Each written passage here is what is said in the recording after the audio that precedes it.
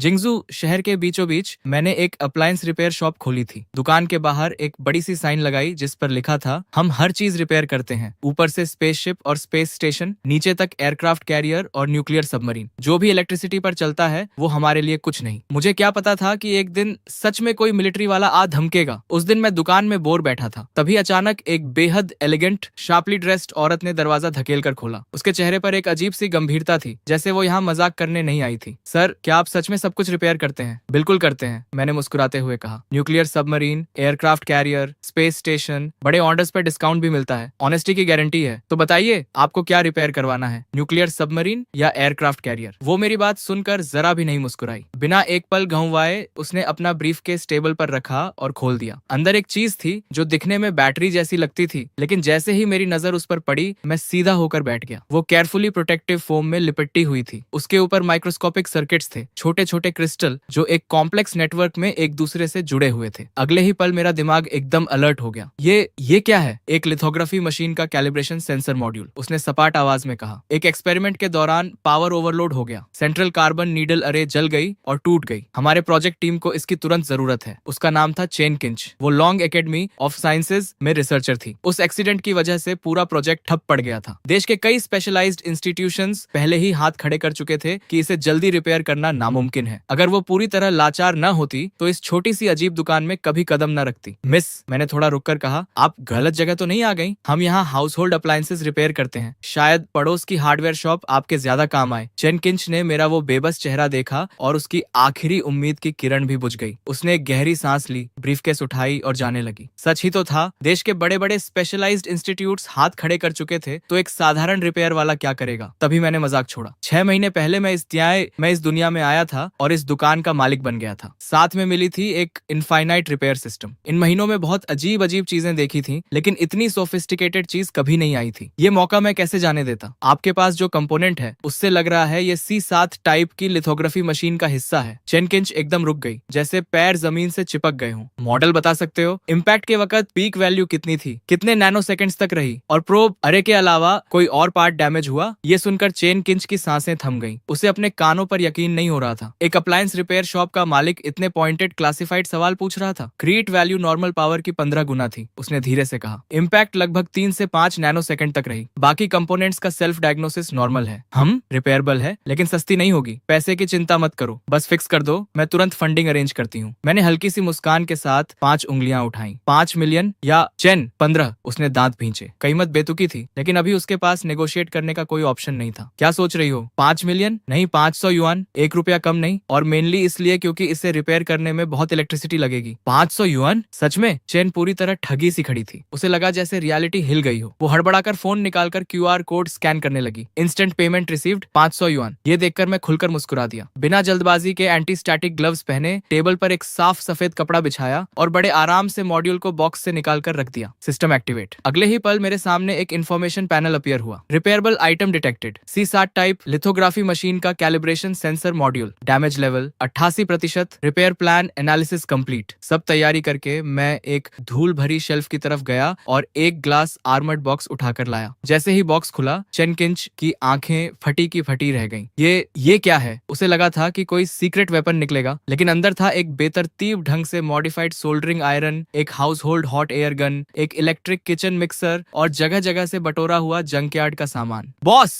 आप इस कबाड़ से मेरी फोटोलिथोग्राफी मशीन का पार्ट रिपेयर करने वाले हो? घबराओ मत, मैंने मुस्कुराते हुए कहा। ये सब इक्विपमेंट फैमिली एयरलूम है। अपोलो मिशन के जमाने में इससे पार्ट्स पॉलिश होते थे। लिथोग्राफी मशीन न होती तो मैं इसे निकालता भी नहीं। Apollo mission? चेन किंच के मुंह का कोना फड़का। पछतावा तो था कि यहाँ आई क्यों, लेकिन अब कोई चारा नहीं था। एक बार और ट्राई तो करना ही था। मैंने हेयर ड्रायर उठाया और मॉड्यूल पर चलाने लगा। न कोई हीट थी, बस हल्की सी ओजोन की स्मेल। लेकिन तभी चेन किंच ने हैरान होकर देखा कि माइक्रोमीटर स्केल सर्किट्स में कुछ हो रहा था।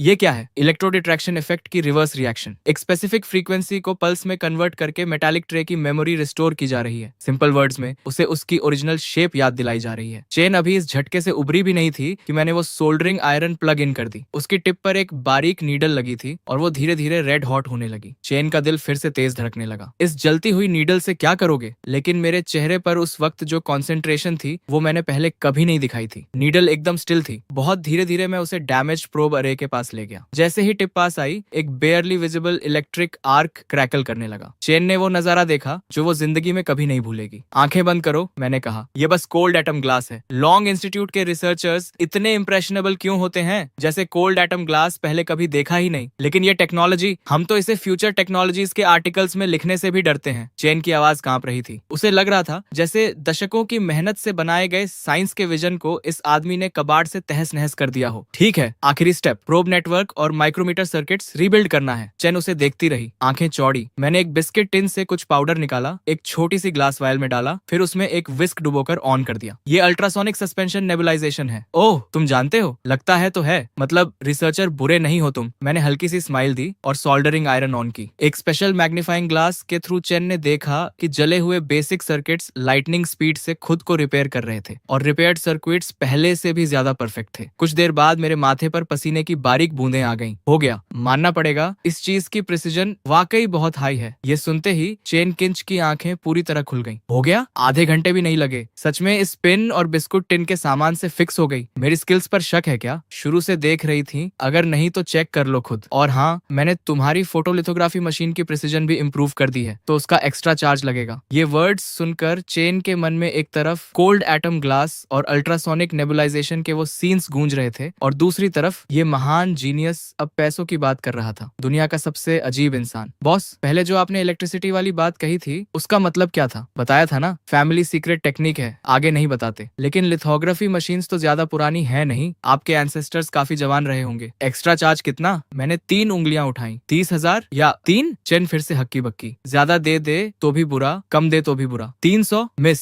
स्टेट का पैसा यूं हल्के में मत लो। 300 युआन, 1-1 छोड़ो। चेन किंच की चौड़ी आंखों में अविश्वास चमक रहा था। फिक्स हो गई? और इतना कम मांग रहे हो? ये फोटोलिथोग्राफी टेक्नोलॉजी है, मिलियंस मांगते तो भी देने पड़ते। 800 युआन, 1 पैसा कम नहीं। और हाँ, एक बात बताना भूल गया था, तुम्हारे मास्क की प्रिसीजन भी रिकैलिब्रेट कर दी। सॉरी, वो थोड़ा पुराना था, मुझसे रहा नहीं गया। ओरिजिनल रेजोनेंस फ्रीक्वेंसी थोड़ी कोर्स थी, मैंने 1 परसेंटेज पॉइंट ऊपर कर दी। तुम्हारे प्रोजेक्ट पर कोई खास फर्क नहीं पड़ेगा ना? कितना कहा? 1 परसेंटेज पॉइंट? चेन किंच की सांस रुक गई। एक रिसर्चर होने के नाते वो जानती थी कि वो 1 परसेंटेज पॉइंट कितनी बड़ी बात है। सर, क्या मैं आपका कॉन्टैक्ट ले सकती हूँ? क्यों? मैं एक रिस्पेक्टेबल आदमी हूँ, तुम्हारी चीज फिक्स कर दी, अब और क्या चाहिए? नहीं, एक्चुअली अगर कभी कुछ और फिक्स करवाना हो तो मुझे पता है, डर है कि रिपेयर होल्ड नहीं करेगी और मुझे ढूंढ नहीं पाओगी। नहीं, ऐसा नहीं, घबराओ मत, दुकान यही है, जब चाहो आ जाओ। अगर ठीक से फिक्स नहीं हुई तो 800 युआन वापस। चेन किंच के होठों का कोना एक बार खिंचा, फिर वो रिपोर्ट फाइल करने के लिए पलट गई। लेकिन जैसे ही बाहर निकली, फोन बजा। स्क्रीन पर नाम था डायरेक्टर जू। जैंगलिंग शू, कहाँ हो तुम? मैंने फोटोलिथोग्राफी मशीन का मॉड्यूल रिपेयर करवाने को नहीं कहा था? डायरेक्टर, चिंता मत करो, फिक्स हो गई, वापस लेकर आ रही हूँ। फिक्स हो गई? कहाँ करवाई? एक अप्लायंस रिपेयर शॉप में। लाइन पर एक लंबी खामोशी छाई, फिर धीरे से आवाज आई, कहाँ हो? मैं खुद आता हूँ। सड़क पर रिसर्च इंस्टीट्यूट की कार तेज रफ्तार से भागी जा रही थी। जो का चेहरा सफेद पड़ा हुआ था, ब्रीफकेस गोद में पकड़ी थी, नसें तनी हुई थी। वो जानता था डायरेक्टर अब ब्लास्ट करेगा, लेकिन उसका दिमाग बार बार उस कबाड़नुमा टूल्स और उस अजीब दुकान वाले की तरफ जाता था। उसे लगा जैसे कोई हास्यास्पद सपना देख आई हो। इंस्टीट्यूट के गेट पर पहले से सारी प्रोजेक्ट टीम्स के रिसर्चर्स जमा थे। जैसे ही कार रुकी, भीड़ टूट पड़ी। लिंचू, क्या मॉड्यूल फिक्स हो गया? दिखाओ जल्दी, हमारा प्रोजेक्ट और नहीं रुक सकता। फिक्स हुई? शायद। या तो हुई या नहीं हुई। ये शायद क्या है? और कहाँ फिक्स करवाई? स्पेशलिस्ट एजेंसी ने तो महीनों लगने की बात कही थी। अप्लायंस रिपेयर शॉप में। पूरी भीड़ की सांसें थम गई। Appliance repair shop photolithography machine की? ये क्या नॉनसेंस है? जैंगलिंग शू, तुम्हारा दिमाग तो ठीक है ना? जैंगलिंग शू कांप रही थी, आंखों में आंसू आने वाले थे। बस,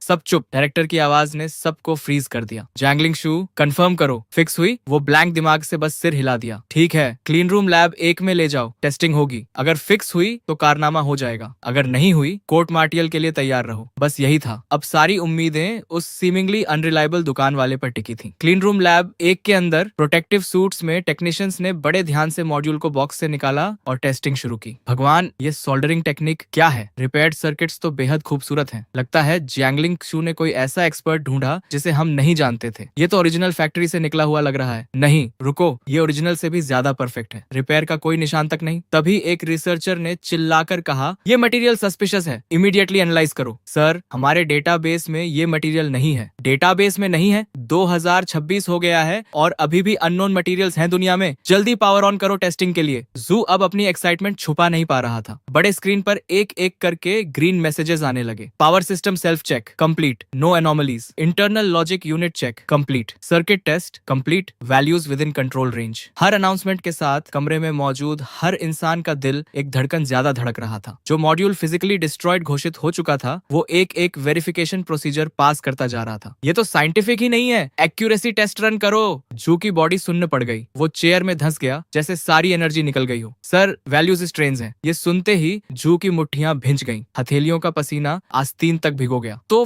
फेल हो गई? जू एकदम कुर्सी से उछला। नहीं सर, ये वैल्यूज किसी बहुत हाई लेवल फोटोलिथोग्राफी मशीन जैसी हैं। हम जो यूज कर रहे थे उससे 1% पॉइंट ज्यादा। मुझे शक है ये हमारा मॉड्यूल ही नहीं है, लेकिन अभी दुनिया में किसी के पास भी ऐसी टेक्नोलॉजी नहीं होनी चाहिए। 1% पॉइंट ज्यादा, जो कि आंखें पलटी और वो बेहोश होकर गिर पड़ा। लेकिन बाकी सब यूफोरिक थे। स्क्रीन पर स्क्रॉल हो रहे डेटा को टकटकी लगाए देख रहे थे और एक कोने में चेन किंच अभी भी वहीं खड़ी थी, ब्लैंक एक्सप्रेशन के साथ। तो कैलिब्रेशन मॉड्यूल फिक्स हो गई? फिक्स नहीं जैंगलिंग सू, ये ब्रेक थ्रू है। तुमने एक कारनामा कर दिया। वो अपनी तरफ उंगली उठाते हुए बोली। मैंने? अभी तो डायरेक्टर कोर्ट मार्शल की बात कर रहे थे। एक पल में कारनामा कैसे? जैंगलिंग सू, इस बड़ी टेक्निकल डिफिकल्टी को ओवरकम करने में तुम्हारे एक्सेप्शनल परफॉर्मेंस के लिए मैं तुम्हें इस रिसर्च टीम का हेड नियुक्त करता हूँ। वो अपनी आंखों पर यकीन नहीं कर पा रही थी। लॉन्ग एकेडमी ऑफ साइंसेज में काम करना ही एक ऑर्डिनरी इंसान के लिए पिनिकल था। टीम लीडर बनना उसकी सोच से भी बाहर था। क्या ये सब उस मॉड्यूल रिपेयर की वजह से था? और उस मोमेंट में पहली बार उसे यकीन हुआ उस सीमिंगली अनरिलायबल लड़के की बातों पर। वो 1% एक्यूरेसी इंप्रूवमेंट भी सच था। बताओ चीफ जैंगलिंग, सारे स्पेशलाइज्ड एजेंसीज ने हाथ खड़े कर दिए थे। तुम किसके पास गई थी? आर्मी सब कॉन्ट्रैक्टर, जनरल स्टाफ का कोई बिगविग? इतनी इंपॉर्टेंट मैटर के लिए हम भी पर्सनली जाकर थैंक्स करना चाहते हैं। मैं झूठ नहीं बोल रही, सच में एक छोटी सी लोकल रिपेयर शॉप में फिक्स हुई। Repair stand? टीवी फिक्स करना भी कॉम्प्लिकेटेड है वहाँ। हम फोटोलिथोग्राफी मशीन की बात कर रहे हैं। लिंक्सू, मजाक कर रही हो ना? बिल्कुल नहीं। उस वक्त सच में कोई चॉइस नहीं थी, इसीलिए वहां गई। दरवाजे पर लगी वो साइन ही थी जिसने उसकी नजर खींची। साइन पर लिखा था, ऊपर स्पेसशिप और स्पेस स्टेशन रिपेयर सिखाई जाती है, नीचे एयरक्राफ्ट कैरियर और न्यूक्लियर सबमरीन। जो भी इलेक्ट्रिसिटी पर चलता है वो यहाँ फिक्स होता है। पूरी लेबोरेटरी में एक पल के लिए मौत जैसी खामोशी छा गई। तो मैं अंदर चली गई। बॉस ने soldering iron, hot air gun और मिक्सर से वो मॉड्यूल रिपेयर किया और अंत में कुल 800 युआन लिए। जैसे जैसे वो बोलती जा रही थी उसकी आवाज कमजोर होती जा रही थी। उस मोमेंट में चैन किंच की तरफ सभी की नजरें घूम गईं और हर आंख में हैरानी और अविश्वास था। फोटोलिथोग्राफी मशीन रिपेयर करने के लिए एक रिपेयर शॉप? लेकिन ये तो बिल्कुल नॉनसेंस है। अगर उस आदमी में सच में इतना टैलेंट होता तो पूरी दुनिया उसके पीछे पड़ी होती। तभी जू आगे बढ़ा और ऊंची आवाज में बोला, ये मैटर अब टॉप सीक्रेट क्लासिफाइड है। जो भी इसके बारे में बात करेगा उस पर एस्पियोनाज का आरोप लगेगा। प्रोजेक्ट टीम, इस नई प्रिसीजन लेवल के साथ एक नई चिप सीरीज तुरंत मैन्युफैक्चर करो। मुझे जल्द से जल्द रिजल्ट्स चाहिए। फिर उसने चेन किंच की तरफ इशारा किया। जैंगलिंग शू, अभी जाना मत। उस शॉप का एड्रेस याद है? हाँ, परफेक्ट, मुझे वहां ले चलो। मैं उस बॉस से पर्सनली मिलना चाहता हूँ। 1 मिनट रुको,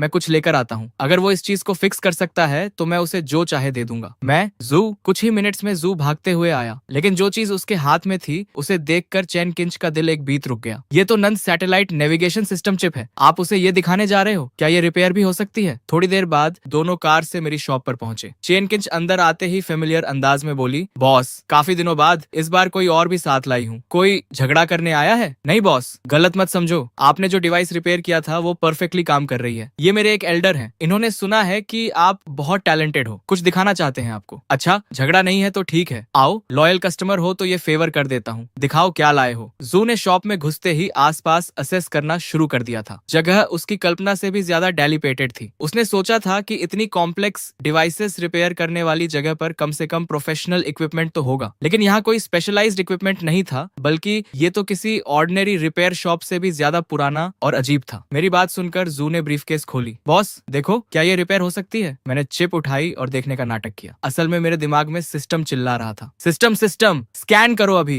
रिपेयरेबल आइटम डिटेक्टेड। नंदो number 3 satellite navigation chip encrypted military version. Damage level 92%। Main logic gate blown. Data buffer failure military version. जैसे ही वो दरवाजे से अंदर आया था मुझे पता लग गया था कि ये कोई ऑर्डिनरी आदमी नहीं है, लेकिन आर्मी का होगा ये नहीं सोचा था। लग रहा है दुनिया सच में छोटी होती जा रही है। यंग मैन, ये चिप है, नंदो सैटेलाइट का नेविगेशन चिप है। मेन लॉजिक गेट उड़ गई है, डेटा बफर भी साथ गया। सडन सर्च की वजह से हुआ होगा। तुम्हारे प्रोटेक्शन मेजर्स सच में बहुत कमजोर हैं। पूरी वर्कशॉप में एक पल के लिए डेथली साइलेंस छा गई, जो कि उन थकी हुई आंखों में पहली बार पूरी तरह एस्टॉनिशमेंट का एक्सप्रेशन आया। लगता है इस लड़के में दम है। तो बॉस, फिक्स कर सकते हो ना? प्राइस की बात करो। मैंने 5 उंगलियां उठाई और जो की नाक के सामने हिलाई, जो मन में खुश हो गया। 5 लाख, ठीक है 5 लाख। 5 करोड़ भी होते तो डील था। QR कोड से दे दो या कैश? नहीं नहीं, 5 लाख नहीं, 500 युआन। क्या 500 युआन? 500 युआन में तो चिप का बॉक्स भी नहीं आता। ये प्राइस तो देश की कटिंग एज टेक्नोलॉजी का अपमान है। टेक इट और लीव इट। तुम रिसर्चर्स को पैसा बहुत आसानी से मिल जाता है। 500 और 1 पैसा नहीं, वरना मैं हाथ नहीं लगाता। फिक्स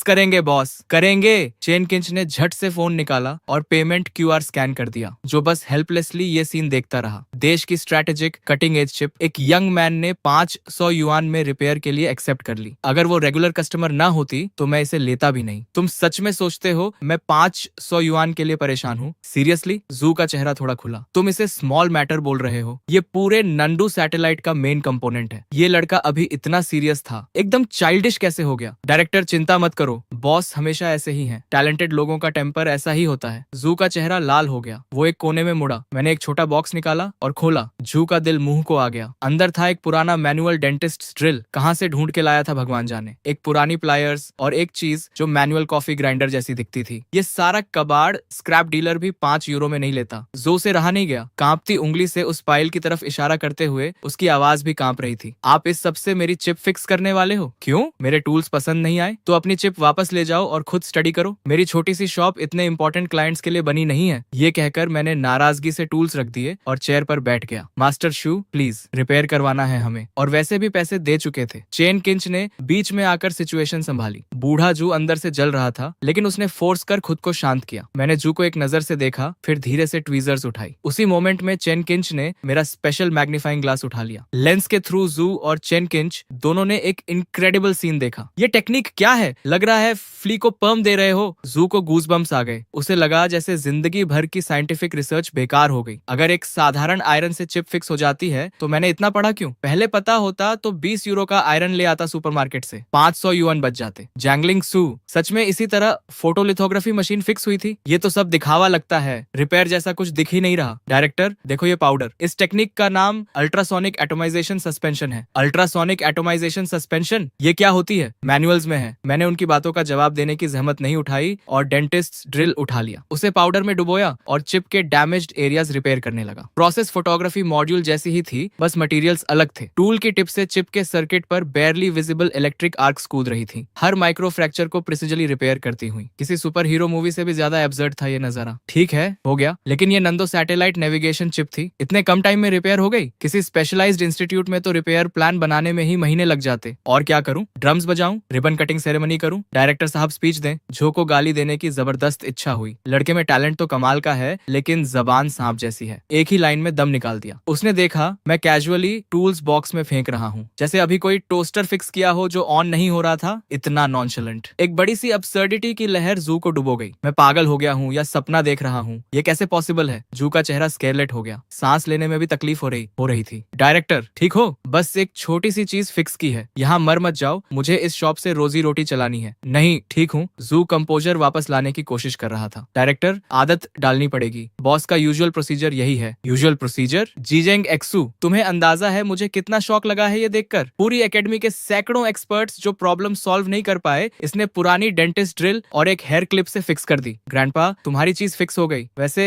मंथली सिग्नेचर एल्गोरिदम थोड़ा बेसिक था तो मैंने उसे इम्प्रूव कर दिया। लोअर लेवल पर केजेस की संख्या भी कम थी, लेआउट भी ठीक नहीं था, वो भी फिक्स कर दिया। बच्चों का खेल। मैंने एक लंबी सांस ली। मेरा इरादा था जू से एक्स्ट्रा 200 युआन मांगने का, लेकिन वो पहले ही हांफने लगा था तो छोड़ दिया। बूढ़े को तकलीफ नहीं देनी थी। इतने कम टाइम में चिप फिक्स ही नहीं की, एल्गोरिदम भी ऑप्टिमाइज किया और पूरी स्ट्रक्चर भी रीअरेंज कर दी। क्या ये इंसेनली पॉसिबल है? ठीक है, चिप वापस लो, इस बार एक्स्ट्रा चार्ज नहीं करूंगा। सस्ते में छूट रहे हो। मंथली सिग्नेचर फ्रीक्वेंसी अब ज्यादा स्टेबल होगी। थ्योरी में सिंक्रोनाइजेशन एरर 1-2 यूनिट कम होनी चाहिए। एग्जैक्ट कितनी कम होगी कैलकुलेट नहीं कर पाया, वापस जाकर खुद मेजर कर लेना। जो से और बर्दाश्त नहीं हुआ। आंखें पलटी, पैरों से जान निकल गई और वो जोर से जमीन पर गिर पड़ा। उधर लॉन्ग एकेडमी के क्लीन रूम नंबर 1 में भी हलचल मची हुई थी। हर चेहरे पर वैसी गंभीरता थी जैसे कोई बैटल फाइट कर रहा हो। Photo sensitive resin layer uniformity verification specification complete, margin of error with in acceptable limits. Mass calibration के दौरान टारगेट एक्यूरेसी 1% बढ़ी, अलाइनमेंट पैरामीटर्स रिकैलकुलेट हो रहे हैं, vacuum chamber pressure stable, preset value reached. चारों तरफ से रिपोर्ट्स आ रही थी, आवाजों में अर्जेंसी थी। चीफ इंजीनियर देंग बड़े स्क्रीन को एकटक देख रहे थे, ईयरपीस में आती आवाजें सुनते हुए। एक परसेंटेज पॉइंट इंप्रूवमेंट, सबसे इंसेन एक्सपेरिमेंट। अगर ये कंफर्म हो गया तो चाइना ऑप्टिकल टेक्नोलॉजी में बाकी दुनिया को बहुत पीछे छोड़ देगा। और ये सब एक छोटी सी वर्कशॉप के रिपेयर से। वो अभी भी यकीन नहीं कर पा रहे थे। एक्सपोजर प्रोसीजर लॉन्च करो, देंग ने इंटरकॉम पर फाइनल ऑर्डर दिया। एक लो हम सुनाई दी और मशीन स्टार्ट हुई। सबने सांसें रोक ली। ये मोमेंट ऑफ ट्रूथ था। डेटा स्क्रीन पर फ्रैंटिकली स्क्रॉल हो रहा था, हर कैरेक्टर जैसे अपनी अलग हार्ट बीट से पल्स कर रहा था। Exposure complete, sharp reveal, drawing, हर स्टेप टेक्स्ट बुक परफेक्ट था। जब रोबोटिक आर्म ने वो गोल्डन वेफर जिस पर अनगिनत लोगों की उम्मीदें टिकी थी टेस्ट टेबल पर रखा तो डेंग का दिल रुकते रुकते बचा। परफेक्ट टेस्ट रिजल्ट, ऑनल units and parameters normal, structure intact, effective accuracy increased by 1.2%। पूरी लेबोरेटरी में सन्नाटा छा गया। सब वुडन स्टैचूज बन गए। हमने कर दिया, हमने कर दिया, भगवान मैं सपने में तो नहीं हूँ। सब हंसने लगे, लेकिन आंसू झरने की तरह बह रहे थे। देंग ब्लैंक नजरों से स्क्रीन को देखते रहे। उनका पूरा बॉडी अनकंट्रोलेबली कांप रहा था। इतने सालों की पढ़ाई,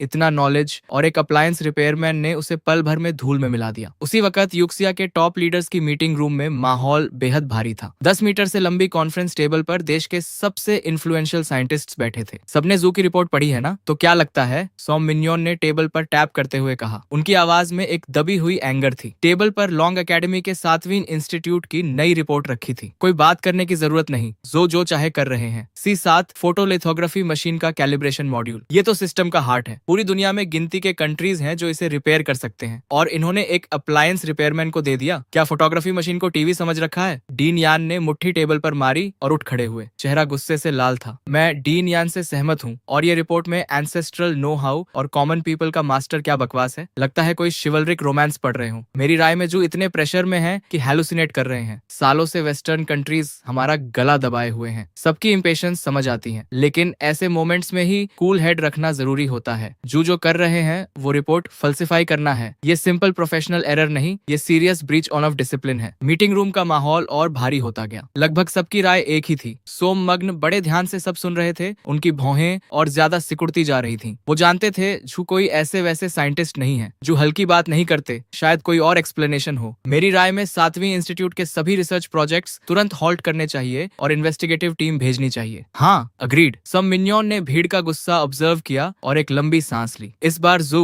तुमने सच में ज्यादा ही कर दिया। तभी अचानक मीटिंग रूम का दरवाजा खटखटाया गया। सेक्रेटरी का चेहरा लाल था। मिनिस्टर, 7वीं रिसर्च इंस्टीट्यूट से अभी एक और अर्जेंट रिपोर्ट आई है। जो फिर कब रुकेंगे? ये अगली रिपोर्ट में लिखेंगे गंडम बना दिया। डीन यान ने कंटेम्प्ट से नाक सिकोड़ी। चेहरा और गंभीर होता जा रहा था। रिपोर्ट में लिखा है कि 7वीं इंस्टीट्यूट ने एक नई इलेक्ट्रॉनिक चिप डेवलप की है। कंप्लीटली नया एटिंग स्टैंडर्ड यूज हुआ है। कंप्लीटली नया मतलब रिपोर्ट के अकॉर्डिंग इसकी एक्यूरेसी हमारी करंट चिप से 1% पॉइंट ज्यादा है। ये सुनते ही मीटिंग रूम में पहले खामोशी छाई, फिर लिटरली उखड़ पड़ा। 1% पॉइंट? जानते हो इसका क्या मतलब है? वो रिपोर्ट लाओ जल्दी। डीन युआन ने रिपोर्ट की तरफ झपट्टा मारा और एक झटके में उठा ली। पढ़ते पढ़ते उनका पूरा बॉडी कांपने लगा। रोके नहीं रुक रहा था। डीन युआन ने रिपोर्ट की तरफ झपट्टा मारा और एक झटके में उठा ली। पढ़ते पढ़ते उनका पूरा बॉडी कांपने लगा। रोके नहीं रुक रहा था। डीन, क्या हुआ? ठीक हो? ये फिगर्स सही हैं, लेकिन ये पॉसिबल कैसे है? इंसान झूठ बोल सकता है लेकिन नंबर्स नहीं। इतने सालों की रिसर्च में डेटा में जरा सी भी गड़बड़ी वो पल भर में पकड़ लेते थे, लेकिन इस रिपोर्ट के फिगर्स बिल्कुल एक्यूरेट थे। मैं पहले ही कहता था जू डायरेक्टर सालों से हैं, वो कभी कुछ गलत नहीं करते, लेकिन ये केस बहुत अजीब है। क्या हो सकता है कि ये उनकी पुरानी रिसर्च का कल्मिनेशन हो? कोई पीक पर पहुंचना और किस्मत से ब्रेक थ्रू हो गई। किस्मत? 1% पॉइंट और तुम उसे किस्मत बोल रहे हो? सोम मिन्जुआंट ने आर्ग्यूमेंट को इग्नोर किया। उन्होंने क्विकली रिपोर्ट उठाई और डिटेल में एग्जामिन की। कुछ देर बाद उनकी नजर भी 1.2% ब्रेक थ्रू और नई चिप के बीच डोलने लगी। जेंटलमैन, इन रिपोर्ट्स का डेटा इररिफ्यूटेबल है। इसका मतलब जू की पहली रिपोर्ट किसी भी हालत में फेक नहीं हो सकती। लेकिन अब असली प्रॉब्लम ये रिपेयर शॉप है। सोम मिन्जुआंट ने एक गहरी सांस ली। चेहरे पर हैरानी थी लेकिन ज्यादा कंफ्यूजन। अप्लायंस रिपेयर, लोगों के बीच छुपा हुआ मास्टर, एंसेस्ट्रल नो हाउ, ये सब वर्ड्स नॉर्मल लगते हैं, लेकिन एक साधारण अप्लायंस रिपेयरमैन जो फोटोलिथोग्राफी मशीन फिक्स कर दे और सबसे जरूरी बात वो सक्सीड भी हो गया, ये मेरे लिए मानना बहुत मुश्किल है। हम फोटोलिथोग्राफी मॉड्यूल की बात कर रहे हैं, ऐसी चीज जिसे दुनिया में गिनती के कंट्रीज रिपेयर कर सकते हैं। ये एक साधारण अप्लायंस रिपेयरमैन से कैसे होगा? शायद डीन जू कुछ छुपाने की कोशिश कर रहे हो। शायद ये अप्लायंस शॉप एक्चुअली डीन जू का कोई सीक्रेट बेस हो। शायद वो कुछ और ही हाइड करना चाहते हैं, एक एकेडमिक ने भौहें सिकोड़कर कहा। मीटिंग रूम में फिर से शोर उठ गया। चिप के रिजल्ट्स ने उन्हें स्पीचलेस कर दिया था, लेकिन जितनी हैरानी थी उतनी ही क्यूरियोसिटी उस अप्लायंस शॉप के बारे में बढ़ती जा रही थी। हमें जरूर पता लगाना होगा। चाओली, कुछ आदमी लेकर जाओ और वो शॉप ढूंढो। देखो ये जगह सच में एग्जिस्ट करती है या नहीं, और याद रहे बिल्कुल डिस्क्रीट रहना। अगले दिन होश संभाल कर मैंने शॉप फिर से खोली। कल जू मेरी शॉप के बीच में ही बेहोश हो गए थे। किस्मत से एम्बुलेंस जल्दी आ गई, वरना जो कुछ 100 युआन कमाए थे वो भी जाते। तभी 2 मिडिल एज्ड आदमी पर्पस के साथ अंदर आए, एकदम सीधे खड़े, चेहरे स्टर्न, कपड़े ऑर्डिनरी लग रहे थे, लेकिन उनसे एक ऑरा निकल रहा था जो आम इंसान से बिल्कुल नहीं मिलता था। बस माथे पर साइन लिखा होना बाकी था, प्लेन क्लोथ्स कॉप। अंदर आते ही सर्वे करने लगे। ये कस्टमर्स का बिहेवियर तो बिल्कुल नहीं था। कल एक केस गया, आज 2 और आ गए। मेरी छोटी सी शॉप अब ट्रेंडी स्पॉट बनने वाली है। बॉस, अभी खुले हो? हाँ खुले हैं। जेंटलमैन, क्या फिक्स करवाना है? इंपोर्टेड वॉशिंग मशीन जो टर्न नहीं हो रही, या अमेरिकन रेफ्रिजरेटर जो कूल नहीं कर रही? बॉस, ये देखो। एक आदमी ने एक छोटी स्क्वायर सी डिवाइस काउंटर पर रख दी। कोई स्पेशल पैकेजिंग नहीं। ये क्या है? पुराना MP3 प्लेयर या पुरानी पावर बैंक? हाँ यही है, पुराना म्यूजिक प्लेयर। बॉस, फिक्स हो सकता है। Music player? तुम्हारा म्यूजिक प्लेयर ऐसा दिखता है? किसे बेवकूफ बना रहे हो? जैसे ही वो दोनों अंदर आए थे, मैंने उनके पास मौजूद सभी इलेक्ट्रॉनिक डिवाइसेस स्कैन कर लिए थे। जो डिवाइस उन्होंने दिखाई वो एक ब्लैक ब्रदर मिलिट्री सिफर मशीन थी। मलफंक्शन का कारण था एक इम्प्रॉपर पावर आउटेज से ट्रिगर्ड सिक्योरिटी लॉक। ये दोनों रिपेयर करवाने नहीं आए, टेस्ट करने आए हैं मुझे। ये नई नहीं लगती। फिक्स करना कॉम्प्लिकेटेड हो सकता है, लेकिन पुरानी चीजों पर ही असली क्राफ्ट्समैनशिप की पहचान होती है। अक्सर टूटी नहीं होती, बस एक्टिंग अप कर रही होती है। मैंने ट्रैकिंग डिवाइस हाथ में तोली। दोनों ने एक दूसरे को देखा, बिविल्डर्ड। मेरे मिस्टीरियस गेम के सामने उनका पेशेंस क्लियरली खत्म होने लगा था। इस बार मैंने इलेक्ट्रिक इक्विपमेंट भी नहीं निकाली, बस डिवाइस को उंगलियों से टैप किया। रिदमिक और स्लो टैपिंग। सुनने में सिंपल लग रहा था, लेकिन सामने के दोनों आदमी पसीने में भीग चुके थे। वो इमरजेंसी रिसेट कोड टाइप कर रहे थे। मैं पहचान गया, ये नेशनली रिकॉग्नाइज्ड ट्रैकिंग डिवाइस है। ये रिसेट सीक्वेंस एक्चुअली डिवाइस को बिना डिटेक्ट हुए डिस्ट्रॉय करने के लिए डिजाइन किया गया है। लेकिन एक अप्लायंस शॉप का मालिक ये कैसे जान सकता है? शक की आंधी उन्हें घेर ही रही थी कि मेरे हाथ में पकड़े डिवाइस की रेड लाइट फ्लैश करने लगी। लो, हो गया। मैं कहा था ना, इस तरह की गैजेट को बस एक अच्छे ओवरहॉल की जरूरत होती है। 20 युआन QR कोड से मैंने डिवाइस सीधे टेबल पर फेंकी और 2 उंगलियां उठाई। दोनों कंप्लीटली डम्फाउंडेड थे। ये तुम्हें कैसे पता? क्या? पहले ही बताया था ना, फैमिली सीक्रेट। ग्रैंडफादर ने यही ट्रिक से गांव के ट्रैक्टर की कॉन्स्टिपेशन ठीक की थी। फिर मैं रुका। लेकिन जेंटलमैन, तुम मुझे ये डिवाइस लाकर MP3 प्लेयर बताते हो? ये बहुत ऑनेस्ट नहीं है। अगर मैंने सच में इसे म्यूजिक प्लेयर समझ लिया होता और खोल के तोड़ दिया होता तो किसकी गलती होती? ये सुनते ही दोनों के रोंगटे खड़े हो गए। एक बिजली सी उनके बॉडी से गुजरी। उन्होंने सोचा था ये यंग मैन कुछ नहीं जानता, लेकिन वो तो जैसे ही अंदर आए थे, इसने सब फिगर आउट कर लिया था। बस बकवास बंद करो, पेमेंट करो और जाओ। बिना पे किए जाने की कोशिश मत करना। यहाँ हर तरफ सर्वेलेंस कैमरास हैं। देते हैं। दोनों फ्रेनेटिकली फोन निकालकर 20 युआन स्कैन करने लगे। और कुछ काम है? फिक्स हो गई तो जाते क्यों नहीं? मैंने पेमेंट कंफर्मेशन देखी। वो दोनों अजीब नजरों से मुझे देखते हुए तेजी से बाहर निकल गए, जैसे आग लगी हो। लेकिन शॉप से थोड़ी दूर जाते ही दोनों कार में बैठ गए और गहरी सांस ली। सर, हम बोल रहे हैं, क्या वो शॉप एग्जिस्ट करती है? हाँ, शॉप डेफिनेटली एग्जिस्ट करती है। बस ये आदमी थोड़ा क्रीपी है, जितना हमने सोचा था उससे कहीं ज्यादा। जैसे ही हम थ्रेशोल्ड पर गए, उसके ट्रैप में आ गए। उसने तुरंत समझ लिया क्या फिक्स करवाना है, और वो एनक्रिप्टेड अनलॉकिंग मेथड भी जानता है। हमारा एनक्रिप्टेड अनलॉकिंग मेथड। ये कैसे पॉसिबल है? ये microphone top of the line है। नेशंस के बीच एस्पिनाज ऑपरेशंस काउंटर करने के लिए स्पेसिफिकली डिजाइन की गई है। मिनिस्टर, मैं जो कह रहा हूँ वो सच है। इस रिपेयर शॉप का ओनर बहुत सस्पिशियस है। इस तरह एक्सप्लेन करना कॉम्प्लिकेटेड है। ठीक है, दोनों अभी घर जाओ। हॉस्पिटल के डिसइंफेक्टेंट की स्मेल जो के नथुनों में भर गई। हार्ट मॉनिटर की फेंट स्टेडी बीप गूंज रही थी। सर, आंख खुल गई। चिप, मेरी चिप कहाँ है? चिप यहाँ है। छोटा केस झट से उनके पास लाया गया। जू ने जल्दी से चिप देखी, सेफ और साउंड। दिल की धड़कन आखिरकार नॉर्मल हुई और एक राहत की सांस निकली। मुझे हॉस्पिटल से जाना है। डॉक्टर ने कहा है अभी कंडीशन अलाउ नहीं करती, रेस्ट चाहिए। इम्पॉसिबल, ये क्रूशियल मोमेंट है, मुझे निकलना ही होगा। जो जिद से उठ खड़े हुए और जल्दी से कपड़े पहने। नंदो सैटेलाइट चिप को सीने से लगा लिया। कभी ये सिर्फ स्क्रैप मेटल का ढेर था, लेकिन अब ये उनकी सबसे कीमती चीज थी। कार लाओ, अभी चलते हैं। थोड़ी देर बाद 7वीं रिसर्च इंस्टीट्यूट की बिल्डिंग सामने आई। कई सिक्योरिटी चेक पॉइंट्स पार करके कार एडमिनिस्ट्रेशन बिल्डिंग के सामने रुकी। जैसे ही कार रुकी, एक व्हाइट कोट पहने रिसर्चर घबराए हुए चेहरे के साथ दौड़ता हुआ आया। क्या हुआ? डायरेक्टर, सेंट्रल सिस्टम्स से लोग आए हैं, अभी लैब में हैं। Central systems? इतनी अचानक? 7वीं टेस्विन रिसर्च इंस्टीट्यूट में इंस्पेक्शन के लिए आए थे। फोटोलिथोग्राफी मशीन के लिए डेवलप की गई नई प्रिसीजन चिप जो 1% ज्यादा एक्यूरेट है। शायद उन्हें यकीन नहीं हुआ तो पर्सनली देखने आ गए। क्या कहा? 1% ज्यादा प्रिसीजन वाली चिप कंप्लीट हो गई। ये सुनते ही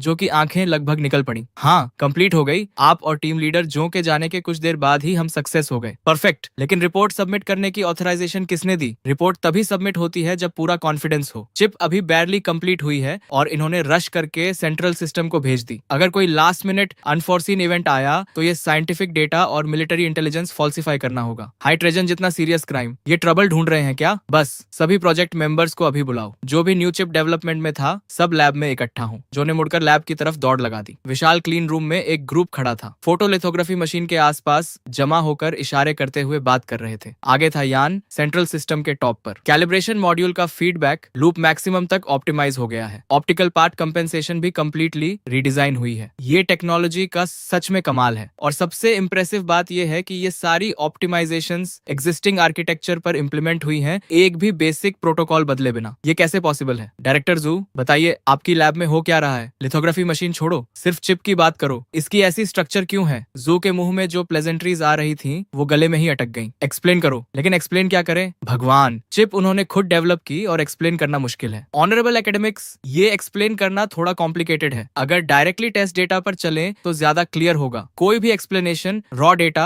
जितनी इंपैक्टफुल नहीं होगी। नई चिप को बड़े ध्यान से उठाकर बीजीजी प्लेटफॉर्म के टेस्ट स्लॉट में रखा गया। एक साउंड आई और स्लॉट ऑटोमेटिकली लॉक हो गया। सेल्फ डायग्नोस्टिक एनवायरनमेंट इनिशिएट हुआ। Vacuum environment okay. Temperature stabilized at 21.5 degree Celsius. Electromagnetic shielding activated. Low frequency calibration accuracy test initiate हो रहा है। Calibration module response time 3.8 nanoseconds. Stable operation. Optical path deviation correction rate 12.5 micron. Design specification से 1.2% ज्यादा। इन reports को सुनते ही भीड़ में excitement की लहर दौड़ गई। एक सिंपल बेसिक टेस्ट ने ही उन्हें स्पीचलेस कर दिया। यान लाओ, ये फिगर्स ऑलरेडी अस्टाउंडिंग है। हमारी स्टैंडर्ड लिथोग्राफी मशीन का करेक्शन रेट पीक पर 12.1 माइक्रोमीटर्स डिजाइन था। यान लाओ ने सिर हिलाया। चेहरे पर कोई इमोशन नहीं था। Basic test validated. Second phase का high intensity lot testing launch करो। जू का चेहरा भी इंप्रेसिव था, लेकिन जो कांपना रोके नहीं रुक रहा था वो अंदर की बेचैनी को बता रहा था। कमांड्स कंप्लीट हुए। होलोग्राफिक प्रोजेक्शन इंस्टेंटली अपीयर हुई। डेटा की एक फ्लड पागलों की तरह चिप से सर्च कर रही थी। ये टेस्ट सिमुलेट कर रहा था लिथोग्राफी मशीन को एक्सट्रीम कंडीशंस में, बहुत हाई प्रिसीजन एक्सपोजर स्टेट और complex computational state. Chip utilisation rate 99.6%। Temperature rise 45 degree, 67 degree, 70 degree. सब कुछ इसी पर टिका था। लेबोरेटरी में साइलेंस छा गई। बस नर्वसली निगलने की आवाजें सुनाई दे रही थी। पिछले टेस्ट में जैसे ही चिप सेफ्टी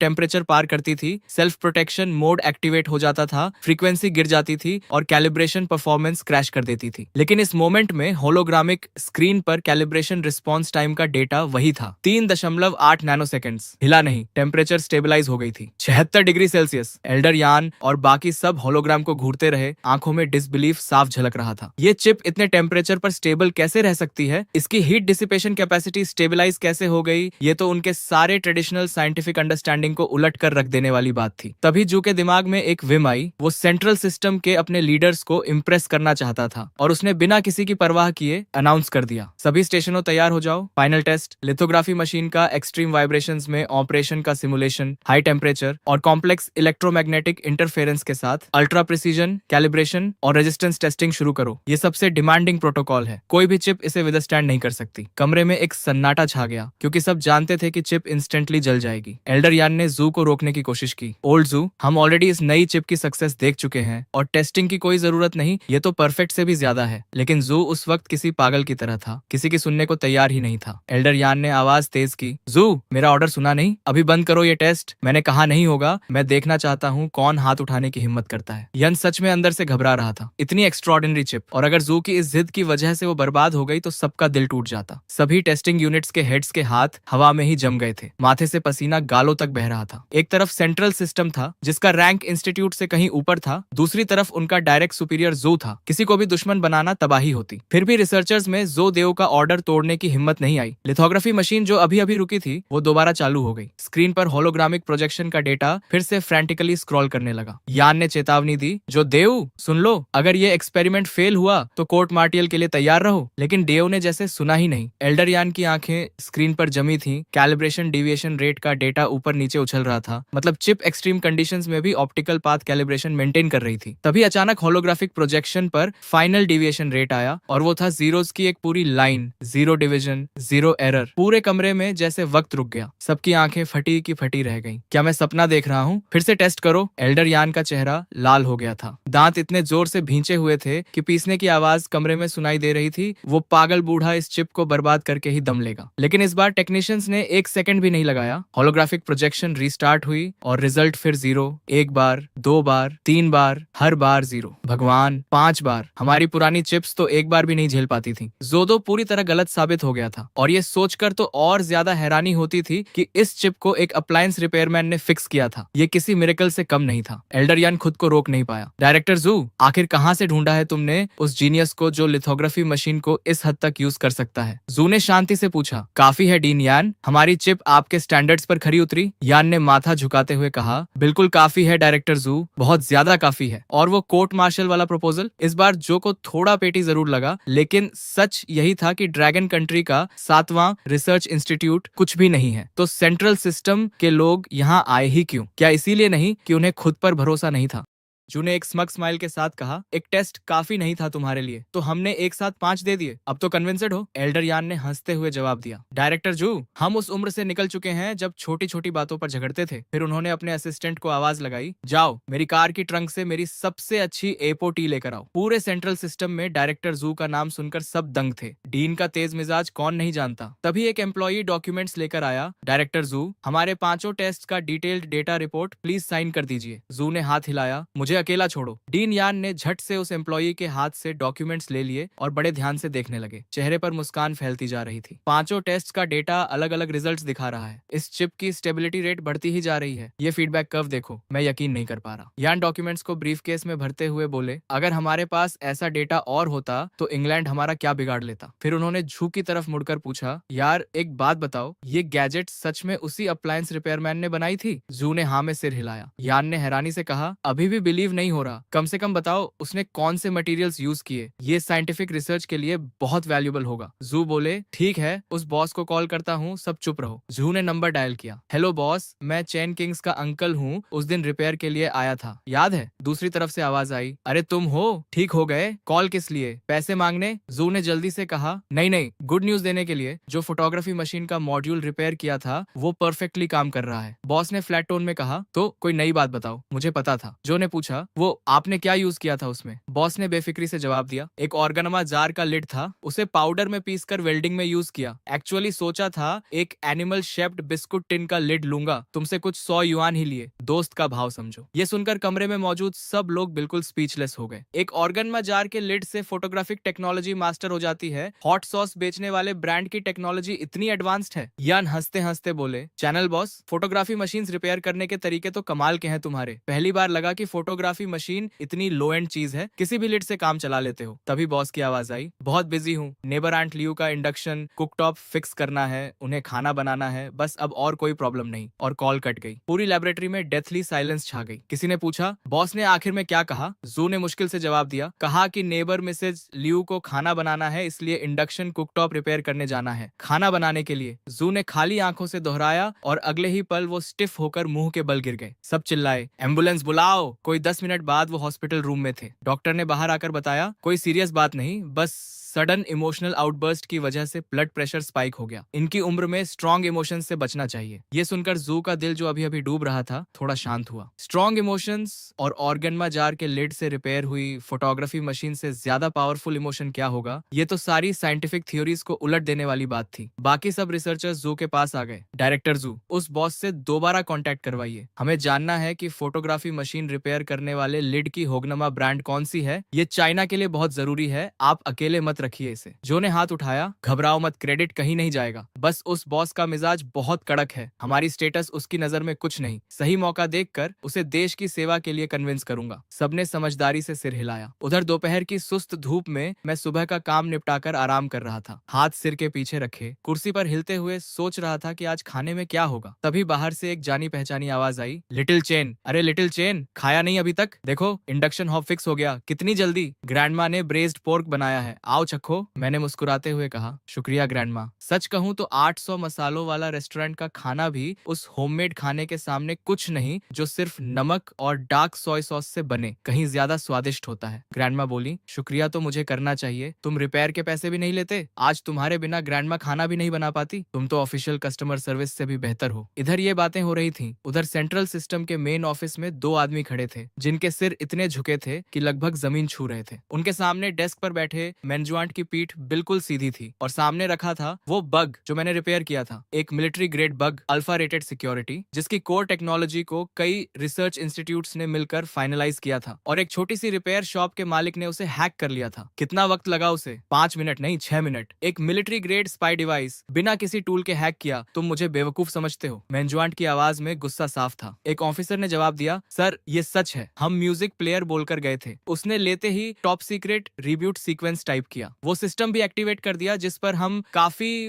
वक्त से अटैक कर रहे थे और कभी सक्सेस नहीं मिली। ऐसे लगा जैसे वो शुरू से जानता था कि ये क्या है। एक अप्लायंस रिपेयरमैन ने बिना किसी टूल के सिर्फ उंगली से टैप करके सब कर दिया। एग्जैक्टली साइंस फिक्शन मूवी जैसा था। पूरे ऑफिस में एक भारी खामोशी छा गई। मैनेजमेंट ने कुर्सी पर टेक लगाई, आंखें बंद की, सांसें स्टेडी थी लेकिन दिमाग तेजी से चल रहा था। उस शॉप में कुछ स्पेशल था? नहीं सर, बिल्कुल ऑर्डिनरी रिपेयर शॉप थी। तेल के दाग, हर तरफ स्पेयर पार्ट्स, बेहद मेसी। हमने कई बार इंस्पेक्ट किया, कोई सीक्रेट कंपार्टमेंट नहीं, कोई हाईटेक इक्विपमेंट नहीं। मैनेजमेंट ने गहरी सांस ली, चेहरे पर डिसअपॉइंटमेंट था। जो इंसान इतनी आसानी से इसे डिसाइफर कर सके वो एक मेसी रिपेयर शॉप में बैठा हो, ये बात अपने आप में बहुत स्ट्रेंज है। या तो ये जू का हिडन एसेट है। फिर उन्होंने खुद ही आइडिया खारिज किया, नहीं, अगर जू का एसेट होता तो जू कभी बताता नहीं। तभी ऑफिस का दरवाजा जोर से खुला। डायरेक्टर सोने, जल्दी देखिए, जो झूठ नहीं बोल रहा था, 1% एक्यूरेसी सच है। मैनेजमेंट ने डॉक्यूमेंट लिया, नजर डाली और तुरंत माथे पर बल पड़ गए। ये रिपोर्ट डीन यान ने 7वीं रिसर्च इंस्टीट्यूट से भेजी है, डायरेक्टर सोने। इस रिपोर्ट के साथ हम दुनिया को चाइना की ऑप्टिकल टेक्नोलॉजी में ब्रेक थ्रू अनाउंस कर सकते हैं। और डीन यान तुम्हारे साथ नहीं आए? डीन यान हॉस्पिटल में है। हॉस्पिटल में? क्या हुआ? बीमार नहीं है, बस रिपोर्ट देखकर इतने एक्साइटेड हो गए कि बेहोश हो गए। डॉक्टर ने कहा। एक्साइटमेंट स्पाइक से ब्लड प्रेशर बढ़ गया। सोने बिल्कुल स्पीचलेस रह गए। लगता था वो दिन आ ही गया था जब चाइना वेस्टर्न ब्लॉकेट तोड़ने वाला था। तभी डेस्क पर फोन बजा। हेलो जनरल जियो। हाँ मैं जानता हूँ। नहीं, बिल्कुल नहीं जनरल जियो, मैं जानता हूँ तुम सब यूआईओ को फंसाना चाहते हो, लेकिन जो तुम मांग रहे हो वो रेगुलेशंस के खिलाफ है। नहीं, एब्सोल्युटली नहीं। फोन उठाते ही सोने ने एक के बाद एक रिफ्यूजल्स दे दिए। चेहरा हर पल और सख्त होता जा रहा था। जाओ, मैं हेल्प नहीं करना नहीं चाहता, बात यह है कि कर नहीं सकता। सीईओ एक परफेक्ट स्ट्रेटेजिस्ट है। मिलिट्री मैन्यूअर्स में यूआईएओ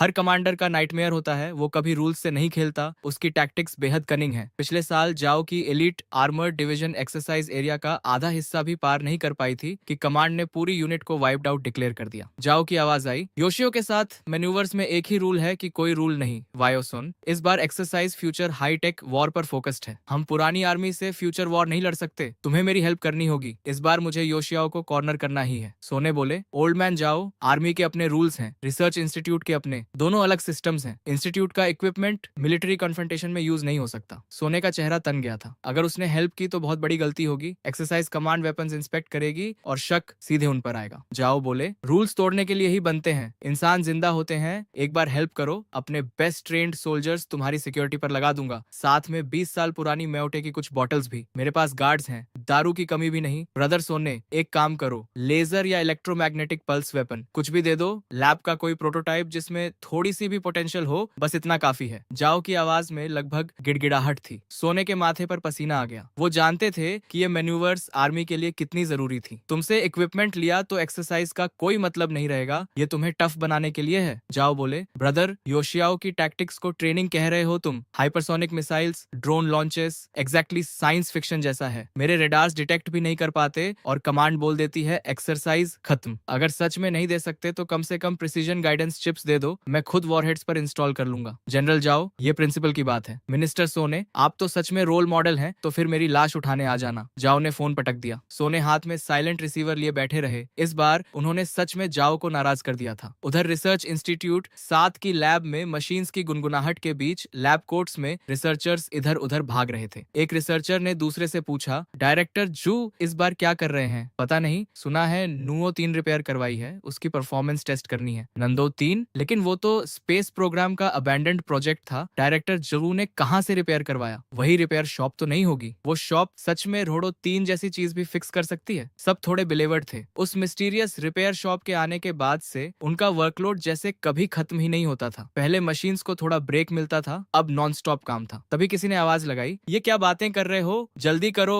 डायरेक्टर जू बस आने ही वाले हैं। बात खत्म भी नहीं हुई थी कि जू प्रोटेक्टिव क्लोथिंग पहने एक स्मॉल ब्रीफकेस लिए अंदर आ गए। प्रेपरेशंस कैसी हैं सर? सब रेडी है। अच्छा, नंदो 3 सैटेलाइट नेविगेशन सिस्टम के high precision atomic clock synchronisation chip का टेस्ट ऑफिशियली शुरू होता है। नंदो 3 चिप रेडी करो, टारगेट लॉक करो, सिमुलेटेड इंटरफेरेंस सिग्नल लॉन्च करो, इंटेंसिटी लेवल 5। लेवल 5 अनाउंस करते वक्त एक स्लाइट हेजिटेशन आई क्योंकि लेवल 5 इंटरफेरेंस लगभग वर्स्ट कॉम्बैट कंडीशंस का सिमुलेशन था। ऐसे एनवायरनमेंट में कोई भी state of the art navigation system completely blind हो जाता। शुरू करो। जू देव के कमांड पर ड्रोन मूव करने लगा। प्रोजेक्शन स्क्रीन पर ड्रोन के सारे पैरामीटर्स दिख रहे थे। अगले ही पल एनवायरनमेंट ड्रास्टिकली बदल गया। डेटा स्पाइक होने लगा। कॉम्प्लेक्स इंटरफेरेंस सिग्नल्स ने ड्रोन को कंप्लीटली घेर लिया और जो डिवाइस अभी परफेक्टली स्टेबल थी वो वबल करने लगी। Alert, drone trajectory deviation. जोदेव का चेहरा देखा, डिसअपॉइंटमेंट साफ था। फेलियर, जैसा मुझे डर था। दुनिया सबके साथ फेयर है। शेन योंजो का लिथोग्राफी मशीन रिपेयर करना पहले से ही इनक्रेडिबल था। नांदू सैटेलाइट नेविगेशन सिस्टम उनकी एक्सपर्टीज से बाहर था। लेकिन जैसे ही जोदेव ने निराशी में सिर झुकाया, कमरे में सडनली एक्सक्लेमेशंस गूंज उठे। उन्होंने झट से सिर उठाया और देखा कि होलोग्राफिक स्क्रीन पर एक तीसरा डेटा सेट आ गया था, चिप के खुद के एल्गोरिदम से। उस एल्गोरिदम ने ड्रोन के डेटा को ओवरराइट करके अपना सुपर इम्पोज कर दिया और देखते ही देखते लार्ज स्क्रीन का डेटा स्टेबलाइज हो गया, बिल्कुल स्टिल, और ड्रोन स्काई में सेफली सर्कल करने लगा। ये क्या था? हमारे सैटेलाइट्स में ऐसा कुछ होता है, लेकिन नांडू सैटेलाइट में नहीं था, लेकिन चेन बॉस के पास था। जू के चेहरे पर एक्सट्रीमली स्मग स्माइल आ गई। मैंने अंदर एल्गोरिदम थोड़ा ट्यूक किया था, लेकिन मुझे खुद नहीं पता था कि मेरी रैंडम सी मॉडिफिकेशन से ड्रोन लेवल 5 इंटरफेरेंस में भी सर्वाइव कर लेगा। किसी ने आवाज में वंडर के साथ कहा, इस बंदे को इंस्टीट्यूट में ले आए तो क्या ही बात हो, लेकिन आखिर ये बॉस है कौन? क्या वो सच में कुछ भी फिक्स कर सकता है? भीड़ में क्यूरियोसिटी बढ़ गई। एयरलाइनर मॉड्यूल फॉल्टी था, फिक्स कर दिया। नांडू चिप नंबर 3 फिक्स कर दिया, और हर बार जो उसके हाथ से निकलता है वो पहले से बेहतर होकर निकलता है। ये सुनकर सीन फ्रीज हो गया। सब स्टंट थे। ये डेटा सिर्फ नंदो नंबर 3 की सक्सेस नहीं था, ये यूक्सिया की साइंटिफिक रिसर्च हिस्ट्री में एक अनप्रेसिडेंटेड ब्रेक थ्रू था। इधर जू फोन डायल कर रहे थे। हेलो चेन बॉस, मैं हूँ। रिया चिप नंबर 3 के बारे में, वो जो आपकी शॉप में ऑलमोस्ट डेड हो गई थी। बॉस की आवाज आई, तो कॉल किस लिए? पैसे मांगने? नहीं, गुड न्यूज देने के लिए। आपने जो चिप रिपेयर की वो अब 100th ऑफ अ मिलीमीटर तक स्टेबल है। ट्रूली रिमार्केबल रिजल्ट है। बॉस ने फ्लैट टोन में कहा। ठीक है, और कुछ? जू एक्साइटेडली बात करते रहे, लेकिन दूसरी तरफ से कोई एंथुजियाज्म नहीं था। सरप्राइज नहीं है बॉस इस डेटा से? सरप्राइज क्यों हूँ? मुझे चार्लेटन समझते हो? मेरे प्रिंसिपल्स हैं, तुमसे कुछ 100 युआन लिए हैं। क्या लगता है बेकार लिए? बॉस, वो बात नहीं है। बीप, कॉल कट गई। जू थोड़ा लॉस्ट फील कर रहे थे। लगा जैसे वो खुद ही ट्रैप में फंस गए। एक रिसर्चर ने पूछा, मिस्टर डायरेक्टर ठीक है? हाँ, ये चिप इंस्टॉल करो, मुझे एरोस्पेस डिपार्टमेंट जाना है। रिया नंबर 3 एरोस्पेस डिपार्टमेंट से ही आई थी। उन्होंने कहा था कि ये रिपेयर नहीं होगी और लक ट्राई करने के लिए जो को दे दी थी। उधर शहर के दूसरी तरफ एक military vehicle aerospace systems department की तरफ स्पीड से जा रही थी। बैक सीट में जियो का चेहरा बिल्कुल ठंडरस था। उस स्टबन म्यूल ने हेल्प नहीं की। ठीक है, एरोस्पेस सिस्टम्स डिपार्टमेंट में जेंकीवेन से डायरेक्टली मिलता हूँ, कम से कम यहाँ उड़ने वालों का ख्याल रखा जाता है। इस सोच के साथ जाओ के दिल में उम्मीद जागी। एरोस्पेस सिस्टम्स डिपार्टमेंट के अंदर फिगर्स इधर उधर भाग रहे थे। इंडिस्क्राइबेबल केओस था। जेंकीवेन का ऑफिस किसी ऑफिस जैसा बिल्कुल नहीं लग रहा था। वॉर टाइम कमांड पोस्ट जैसा था। फोन्स लगातार बज रहे थे। भीड़ का आना जाना किसी मार्केट प्लेस से कम नहीं था। सब जैसे हाइपर एक्टिव मोड में थे, बस चेहरों पर अर्जेंट लिखा होना बाकी था। मिनिस्टर साहब, ड्रोन इंजन की रिपोर्ट पर सिग्नेचर चाहिए। 1 मिनट रुको मिनिस्टर, लॉन्च कॉम्प्लेक्स 3 के सर्किट्स इंप्रूव करने का प्लान देखना जरूरी है। जेनवेन एक हाथ में फोन पकड़े डेस्क पर बैठे थे, आंखें डॉक्यूमेंट्स पर जमी थीं। उस वक्त वो चाहते थे कि किसी तरह खुद को डुप्लीकेट कर लें। तभी एंट्रेंस से एक एक्साइटेड आवाज आई, ओल्ड मैन, यहाँ कैसे? जो ने खुशी से कहा, नांडू 3 चिप देखो, एनकैप्सुलेशन के साथ हमने नांडू 3 रिपेयर कर दी तुम्हारे लिए। जेनवेन ने हैरानी से कहा, नांडू 3? वो प्रोजेक्ट तो अबैंडन नहीं था, कहाँ से रिपेयर करवाई और परफॉर्मेंस कैसी है? जू बोले, मैंने पहले ही इनिशियल चेक्स कर लिए हैं। प्रिसीजन और एंटी इंटरफेरेंस कैपेबिलिटी देखकर तुम स्पीचलेस हो जाओगे। जेनवेन ने थके हुए लहजे में कहा, बस ओल्ड जू, अभी वक्त नहीं है। ये फाइल्स का पहाड़ देख रहे हो, खुद देखना है तो देखो, आज तुम पर टाइम वेस्ट नहीं होगा। जू ने जोर दिया, लेकिन मैंने सच में फिक्स की है। जेनवेन ने नाराजगी से घूरते हुए कहा, एक बार और साफ बोल देता हूँ, नांदू 3 प्रोजेक्ट को हायर अथॉरिटीज ने बहुत पहले कंडेम कर दिया था। इसे रिपेयर करने में कोलोसल रिसोर्सेज लगते, कोई गारंटी नहीं थी। जू ने कहा, लेकिन मैंने सच में रिपेयर की है, एक बार देख तो लो। नहीं, हाँ हाँ। जेनवेन ने इरिटेशन में ब्रीफकेस दूर धकेल दिया। जू का चेहरा तुरंत उतर गया, पैर के तलवे से सिर तक गुस्से की लहर दौड़ गई। उन्होंने ब्रीफकेस उठाया और बिना एक शब्द कहे ऑफिस से निकल गए। ठीक उसी वक्त एडमिनिस्ट्रेशन बिल्डिंग से एक और फिगर निकली। जो और उनका बॉडीगार्ड, दोनों के चेहरे एक दूसरे से ज्यादा डार्क थे। जो बड़बड़ाए, ये जेन्युइन भी बिल्कुल सोमिनेंट जैसा है, प्रिंसिपल का इतना पक्का कि हैंडल करना इम्पॉसिबल है। थ्रेट्स भी किए, फ्लैटरी भी की, लेकिन ये जेनकीवेन टस से मस नहीं हुआ। नंदो 3 की बात करना बेकार गया। तभी कोर्टयार्ड में उन्हें किसी की बड़बड़ाहट सुनाई दी। नंदो, वो एम्बिशियस प्रोजेक्ट जो कुछ समय पहले अबैंडन हो गया था, वो कटिंग एज प्रोजेक्ट? जाओ ने सिर घुमाया और नजर जू से मिली, जिनका चेहरा किसी एंग्री गोस्ट से भी ज्यादा सलन था। गुड मॉर्निंग सर, अभी नांदू 3 की बात कर रहे थे? ये सुनकर जू ने सिर उठाया और फ्रीज हो गए। भगवान, शोल्डर पर स्टार्स देखकर ही समझ आ गया। जनरल, हाँ नांदू 3, हमारे 7वीं इंजीनियरिंग इंस्टीट्यूट ने नांदू 3 चिप रिपेयर कर दी है। लेकिन वो बेवकूफ जेनकीवेन कुछ समझता ही नहीं, बोलता रहा कि नंदो 3 कॉन्टिफेक्टर है। जो ने क्विकली जियो को ग्रीट किया और अपना स्मॉल बॉक्स प्रेजेंट किया। जियो ने कहा, नंदो 3, मुझे लगता था ये प्रोजेक्ट अबैंडन हो चुका था। जो बोले, वो पहले था, हमारे रिसर्च इंस्टीट्यूट ने प्रॉब्लम ओवरकम कर ली है, चिप टेक्नोलॉजी अपग्रेड हो गई है। अब इसकी प्रिसीजन इतनी है कि मक्खी को टारगेट कर सके। Anti interference capability super human level की है, आसमान गिर जाए तो भी काम करती रहेगी। और सबसे इंपॉर्टेंट, इसका खुद का इंडिपेंडेंट कंप्यूटिंग एल्गोरिदम है। फाइनली एक रिसेप्टिव ऑडियंस मिला था। जू पैशनेट प्रेजेंटेशन मोड में आ गए। जाओ अमेजमेंट से सुन रहे थे, सच में इतनी पावरफुल है? वो जनरल थे, ट्रूप्स लीड करना जानते थे, लेकिन साइंटिफिक रिसर्च डेटा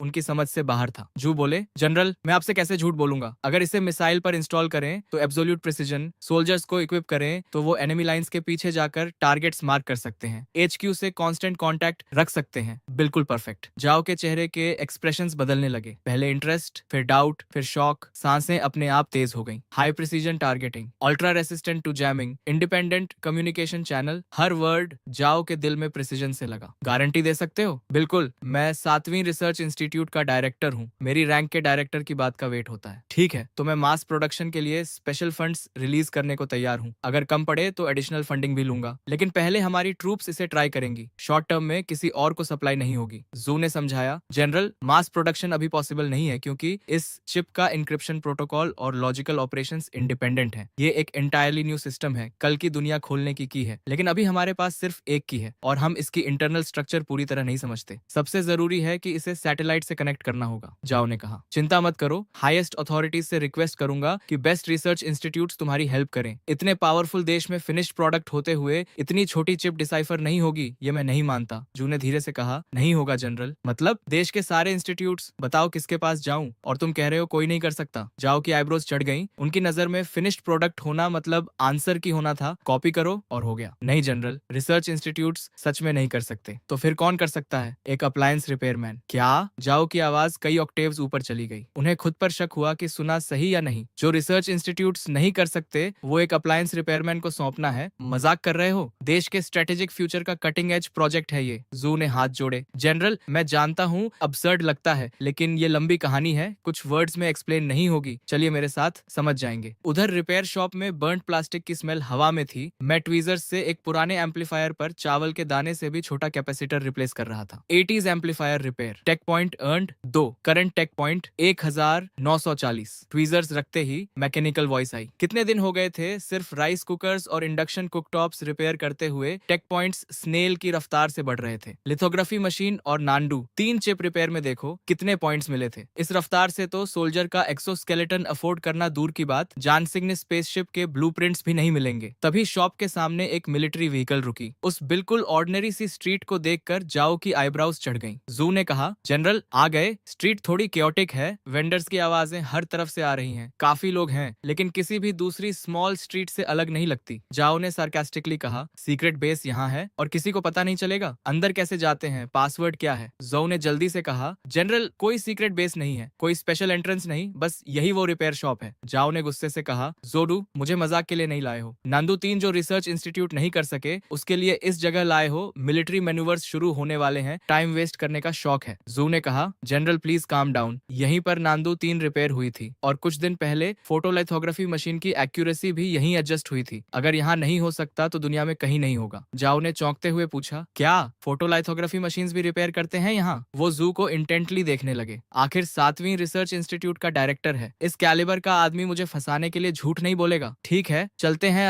अंदर, लेकिन अगर वैसा नहीं निकला जैसा बताया है तो चाहे दुनिया दुनिया के किंग हो, उड़ा दूंगा। जाओ ने कपड़े ठीक किए और रिपेयर शॉप की तरफ बढ़े। जू ने राहत की सांस ली। Detection of repairable objects. Type 3 tactical flashlight, internal circuit short circuit, individual tactical goggles, falcon thermal imaging layer peeled off, damaged hummingbird micro communicator signal receiver module. जैसे ही वो अंदर आए, मैंने जाओ के साथ वाले बंदे पर तुरंत रिपेयरेबल चीजें स्पॉट कर ली। ये सब मिलिट्री इक्विपमेंट था और जो ग्रुप लीड कर रहा था वो क्लियरली कोई बड़ा आदमी था, आर्मी का बड़ा ऑफिसर। जू ने कहा, बॉस काफी टाइम हो गया। मैंने पॉलिटनेस से कहा, सर काफी टाइम हुआ, कैसे हैं? कस्टमर इज किंग, पॉलिट तो रहना पड़ेगा। जू बोले, बिल्कुल ठीक है, चिप भी ठीक है, जो भी रिपेयर करते हो चेन बॉस परफेक्टली काम करता है। वापस जाकर पूरी बैटरी ऑफ टेस्ट की, परफॉर्मेंस ओरिजिनल से भी बेटर निकली। मैंने फ्लैट टोन में कहा, कोई नई बात बताओ। जाओ ने साइडवेज नजर से देखा। उन्हें कम से कम 40 से 50 साल के किसी एक्सपर्ट की उम्मीद थी, लेकिन ये तो मुश्किल से 20 साल का लड़का था। प्रिसीजन इंस्ट्रूमेंट्स की उम्मीद थी, लेकिन रस्ट और बर्न प्लास्टिक की स्मेल के अलावा कुछ नहीं था। Young, smooth talking, nonchalant, arrogant, और ये एक्सपर्ट माना जाए। जाओ मन ही मन बोले, ये तो बुरा मजाक है। मैंने कहा, जनरल अभी शुरू भी नहीं हुए और तुम्हारे साथ जो चीफ और एडीडी कैंप हैं, उनकी बेल्ट पर टैक्टिकल फ्लैशलाइट का सर्किट बोर्ड प्रॉब्लम में है। गॉगल्स की थर्मल इमेजिंग कोटिंग पूरी तरह पीलिंग ऑफ हो रही है, रात को अंधे के बराबर है, और माइक्रो कम्युनिकेटर का सिग्नल मॉड्यूल भी फ्राइड है। ये मुंह पर एक्सप्लोड नहीं होगा, इसकी चिंता नहीं है। मेरी आवाज लाउड नहीं थी, लेकिन सबके कानों तक पहुंची, खासकर जाओ के एडडी कैंप के। उसने इनक्रेजुलसली पूछा, ये कैसे पॉसिबल है? जाओ के एडडी कैंप ने रिपोर्ट किया, जनरल फ्लैशलाइट कुछ दिन पहले ट्रेनिंग में एक्सीडेंटली डैमेज हुई थी। गॉगल्स और कम्युनिकेटर ब्रेकडाउन हो गए थे। आज रिप्लेस करने का प्लान था, लेकिन राउट सडनली बदल गया। जाओ भड़क गए, इतना इंपॉर्टेंट इक्विपमेंट तोड़ रखा है, मिशन पर हो या पार्क में घूम रहे हो, रिपोर्ट किए बिना रिप्लेस नहीं होता। बैटलफील्ड पर तो वॉकिंग टारगेट बन जाते। जाओ पहले से गुस्से में थे और अब एडडे कैंप पर उंगली उठाकर बरस रहे थे, लेकिन तभी जो का बॉडी फ्रीज हो गया। वो अंदर आते वक्त एक वर्ड नहीं बोले थे, तो इस लड़के को ये सब कैसे पता चला? तुम्हें कैसे पता? तब कहीं जाकर जाओ को रियलाइज हुआ, उनकी आंखें मुझ पर जम गईं। सालों की कॉम्बैट ट्रेनिंग से उस बूढ़े सोल्जर में एक आइस एरा आ गई थी, जो अचानक अनलैश हो गई। जो डर के मारे उछल पड़े। उन्हें लगा जाओ के ऑर्डर पर एडडे कैंप मुझे बाहर खींचकर पीट देगा। मैंने बिना घबराए कहा, ऑनेस्ट लोग बॉडीगार्ड लेकर नहीं चलते। वैसे आर्मी में रैंक से मुझे कोई फर्क नहीं पड़ता, लेकिन ये मेरी जगह है। मेरे टेरिटरी पर ड्रैगन को भी झुकना पड़ता है और टाइगर को भी लेटना पड़ता है। पसंद नहीं तो दरवाजा खुला है। जू की आंखें फट गईं। चेन बॉस इतना डायरेक्ट मत हो, ये जनरल हैं, चाहे तो तुम्हारी शॉप को ब्लास्ट फर्नेस में डाल दें। जाओ भी स्टंट थे। डिसबिलीफ और शॉक दोनों उनकी आंखों में दिखे। सालों में ड्रिल सार्जेंट की कुछ किक्स के बाद किसी ने उनसे इस तरह बात करने की हिम्मत नहीं की थी। जाओ के एडडी कैंप से रहा नहीं गया। उसने मुट्ठी बांधी और मेरी तरफ लपका। रुको, जाओ ने ऑर्डर दिया। एडडे कैंप जहां था वहीं फ्रीज हो गया और पीछे हट गया। मैंने कामली कहा, ये रिपेयर शॉप है, बॉक्सिंग रिंग नहीं। लड़ना है तो बाहर जाओ। ऊपर से मैं काम था, लेकिन अंदर से डर के मारे जान निकल रही थी। उस बॉडीगार्ड की मसल्स बैगी क्लोथ्स के नीचे से भी दिख रही थी। अगर उसकी मुट्ठी मेरे सिर पर पड़ती तो इस स्टोरी का यही एंड हो जाता। जू ने क्विकली टॉपिक चेंज किया। चेन बॉस, पिछली बार नांडू 3 चिप रिपेयर की थी, हम उसे वॉरहेड पर इंस्टॉल करवाना चाहते हैं, ट्रैकिंग फंक्शन के लिए। क्या कर सकते हो? मुझे सडनली इंटरेस्ट हुआ। ये तो सीरियस मैटर है, आखिर करना क्या है? जाओ ने ग्रेवली देखते हुए कहा, अमनिशन है। हमारी ब्लू आर्मी में एक UIA है, हर बार उससे हारते हैं, इस बार जीतना है। कर सकते हो? मैं समझ गया, अगर मैंने मना किया तो ये सारे पुराने नए हिसाब चुकता कर देंगे। मैंने कहा, बिल्कुल हो सकता है, लेकिन इतने पैसे चाहिए। मैंने 5 उंगलियां उठाई। जू ने खुशी से फोन निकाला भी। 500 हो जाएगा। मैंने रोका, इस बार 50,000। क्यों? पहले 500 थे, अचानक इतना? क्योंकि इनकी शक्ल पसंद नहीं आई, मेरे साथ बदतमीजी की। 50,000 तो दोस्त का भाव है। मैंने जाओ की तरफ इशारा किया। जाओ ने बिना झिझके कहा, 50,000 मंजूर, और काम अच्छा हुआ तो 50,000 और। अगले ही पल पेमेंट कंफर्मेशन का बीप आया और इस तरह ये बड़ा कॉन्ट्रैक्ट मेरे हाथ लग गया। वो मेरा काम सॉल्व कर देंगे, लेकिन ये काम यहाँ नहीं होगा। मैंने कहा, काम तुम्हारी जगह पर होगा। जाओ ने पूछा, क्यों? ये